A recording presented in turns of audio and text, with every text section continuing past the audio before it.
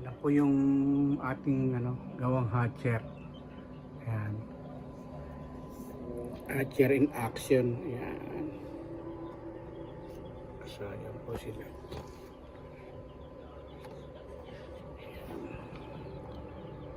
Ayan. Para makita.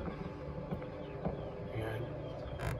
So, ganyan lang po yung ginawa kong hatcher. Pagka 18 days na, dito ko na sila nililipat. Yan. Yan. Dito na sila. Dito na sila, dyan na sila pipisa.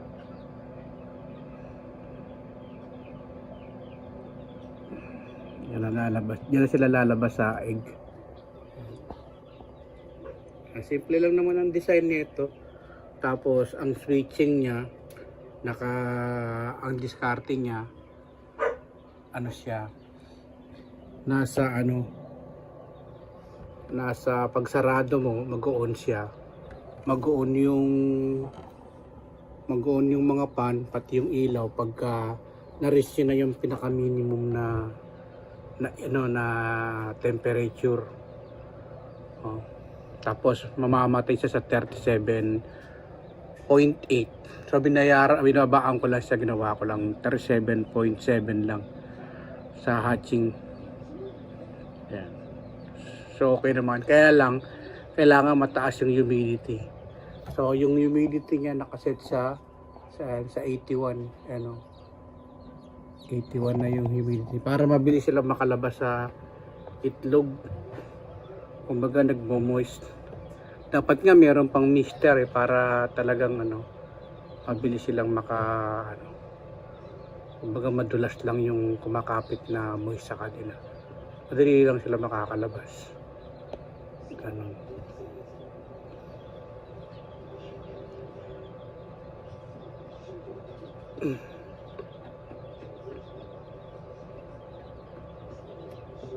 Ayan, yung isa yun in action na siya gusto nang lumabas yung pangalawa mula sa kaliwa. Ayan, basag niya na yung buong paikot yan yan na, umaangat na, malabas na siya.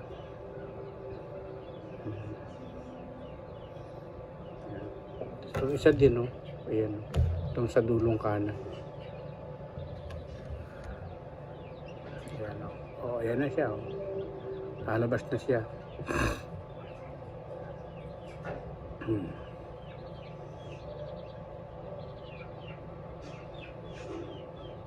Yan na. Yan na siya.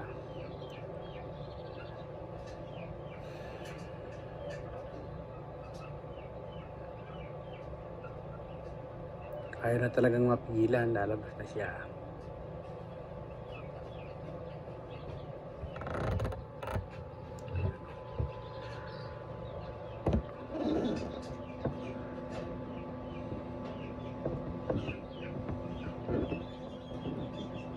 Ayan na.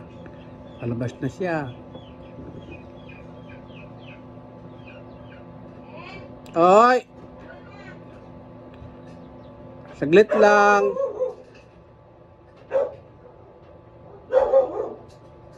Ayan na. Nakakatawa. Diba? Ma-captured natin yung moment na palabas na siya sa egg niya.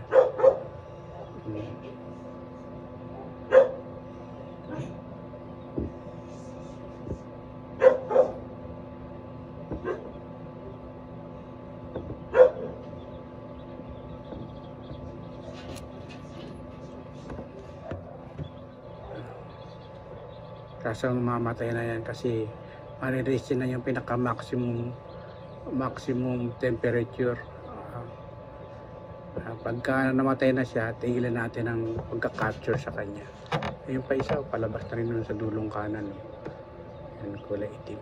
Yan na. Yan na. Yun, namatay na. So hanggang dito na lang. Nagana na siya